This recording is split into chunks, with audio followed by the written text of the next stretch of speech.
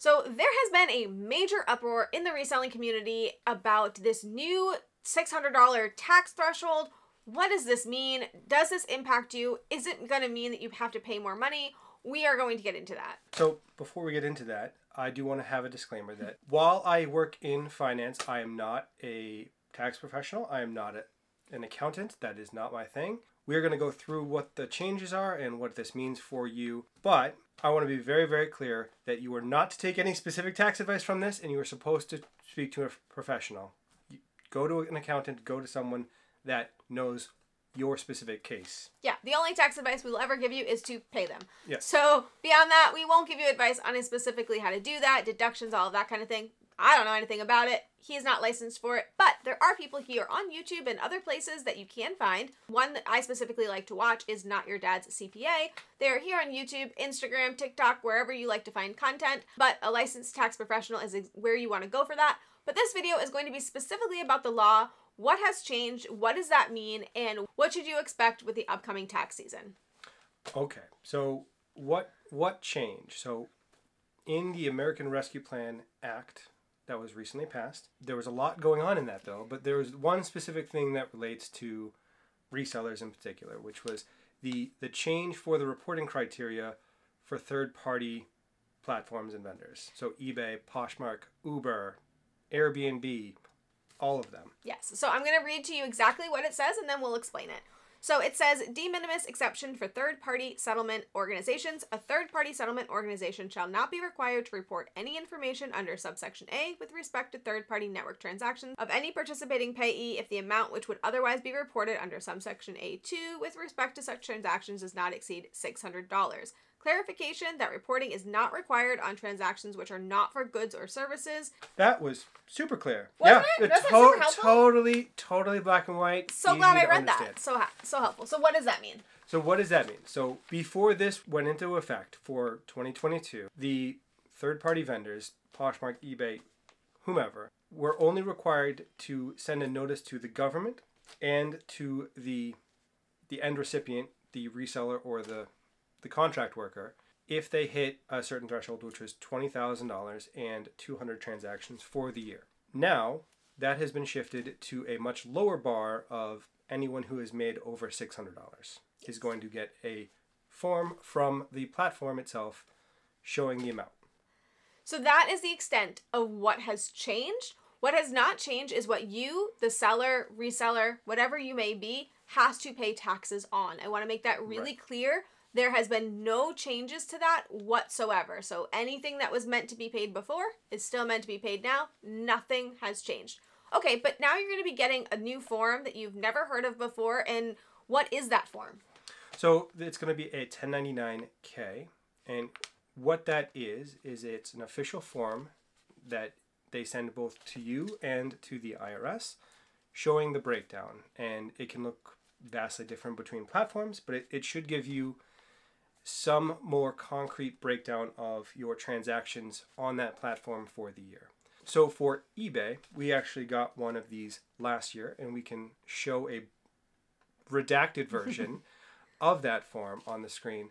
And it has our information, eBay's information, socials, all of that. And then it has the yearly total in a gross amount.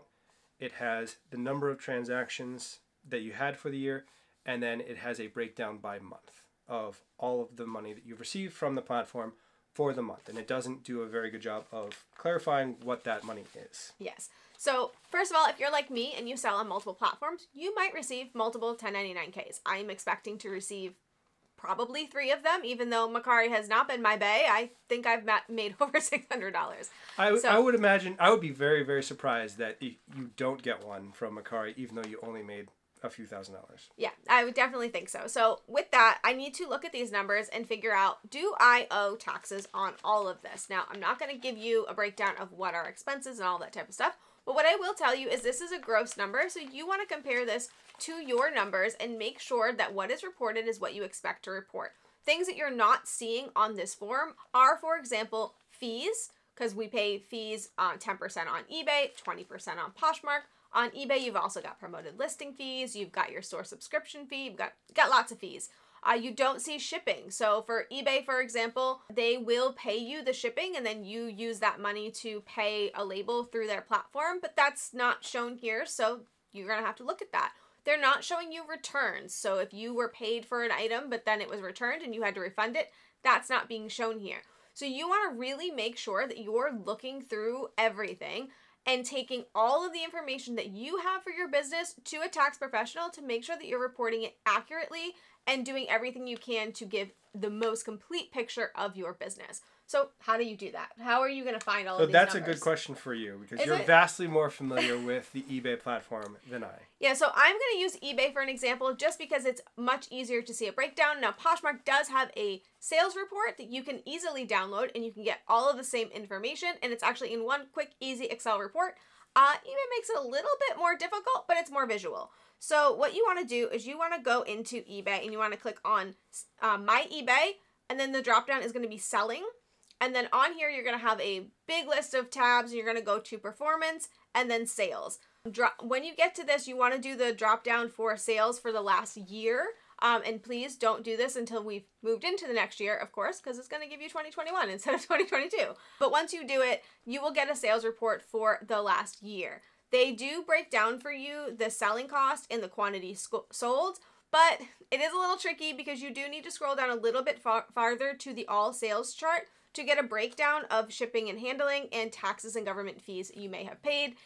And then on top of that, I couldn't find returns anywhere in a nice, easy place. Now, if you guys know, because maybe you guys have dealt with this before and you know exactly where to look, let me know in the comments below. But the only place I could find a breakdown of my returns was if I clicked on orders, I went down and I looked at returns that were closed, and then I could see all of the returns I've had for the year, but I would have to individually add up every single one, which doesn't sound fun. No, that's going to be a drag, but it is certainly easier than our previous model, which was going through and looking at all of our personal records and just guesswork. Yeah, so it should be interesting to say the least, but yeah, you're definitely going to want to have all of that information when you go to your tax professional. Don't just bring these forms. They will be very sad. Yeah. Once you've taken it to the CPA and they've helped you sort this all out, why did the government change this? Well, so everybody has their own theories of why, but there was an article that we found, and I will put a screenshot up here of the quote that I'm going to try and paraphrase, where they said that the intent of this was to try and avoid audits for small-time sellers, gig workers, people like that who didn't get a form, so they didn't realize that they actually owed money to the IRS and then ended up in an audit situation because they didn't pay their taxes and they were shocked by this. Yeah, I think that's the intent in my eyes is a good positive change because they're trying to catch up to the new gig economy where people are contracted, they're not necessarily an employee with full benefits, they're having a side hustle, they're doing reselling, they're doing Uber, they're doing DoorDash, they're doing all of those things. And the assumption by the government is that you are paying taxes on that, but it was never made clear that was the case because people were not given the tools necessary to do that. So yeah, the real reason for this was just to make things easier.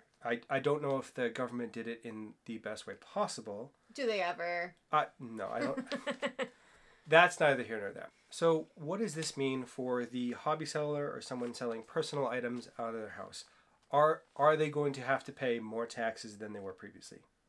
No. The short answer is the reporting criteria has changed. The paying the taxes has not changed. So you have always had to pay your taxes. Yeah. Is the short answer. Yeah. So I actually have a screenshot here from 2006 where they discuss that if you are self-employed, if you are making an income outside of a regular job that you would have gotten a 1099 for, you are required to pay taxes. And in this screenshot, you can see that the minimum was not $20,000. That has never been the case. That never will be the case. If there were situations that you saw, maybe from a YouTuber, Facebook group, something like that, where they stated, I've, made $10,000 in the past and I never had to pay taxes on that, what that actually means is they were just not paying the taxes they were meant to pay, and they were able to fly under the radar because there was no forms or anything being reported to the IRS. Yeah. Doesn't mean that they couldn't have been audited on it. So I think that's something that we need to be very clear about. You could have always been audited on that. Even if you only made $1,000, you could have been audited on that even before all of this. And it can go back 7 years. So this just tells you The government now knows about it. This is the amount that they know about. So it's giving you a heads up. Yeah, it's not going to change the fact that you should have been doing this to start with. It's going to increase the likelihood that they are going to notice, basically. It's not changing what you should have been paying all along. It's just going to change how aware the federal government is that you made this money. Yeah. Now, I'm not going to give you an opinion on whether or not I think that this should be reported this way or not be reported, or if we should be able to have a lower threshold.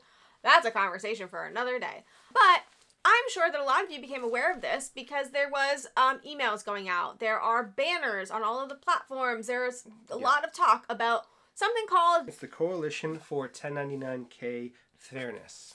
Yes. Now, platforms involved in this include Airbnb, Etsy, Poshmark, eBay, and essentially they are fighting for resellers to not have to have this reporting requirement. So what they want to do is they want to raise the threshold. They don't want this $600 threshold. I'm sure they would like to see it go back to the way it was, but their mission right now is to raise the threshold. There is also a bill in Congress called Cut the Red Tape, which is aimed at raising this threshold to $5,000. Now, I have no idea if they could possibly accomplish that by the end of this year. We are on December 10th. It's the final minutes of the game. I'm not optimistic on that at all, so be prepared. But it's there, and they're doing it. So are they fighting for us? No. I mean, they're fighting for themselves, and anyone who thinks otherwise doesn't understand corporate thought process. Yeah, so the way everything is worded, they say that they're fighting for us. They're fighting to make it so that we don't have to worry about this and that the threshold is raised, and they're asking for resellers to sign. But what I want to tell you, and I'm going to be very clear about this, is that if they were fighting for you, they would have been fighting to make sure the threshold for what you had to pay taxes on was raised and not the threshold for what a form provided to you for was raised. The form for them is a lot of paperwork, so they're going to have to send out forms for so many more people. Much, much, much more people make the $600 mark than the $20,000 mark. If you guys are sellers, you know how much more difficult it is to make $20,000 than it is to make $600. So this is going to be paperwork nightmare. They're not looking forward to it, I promise you.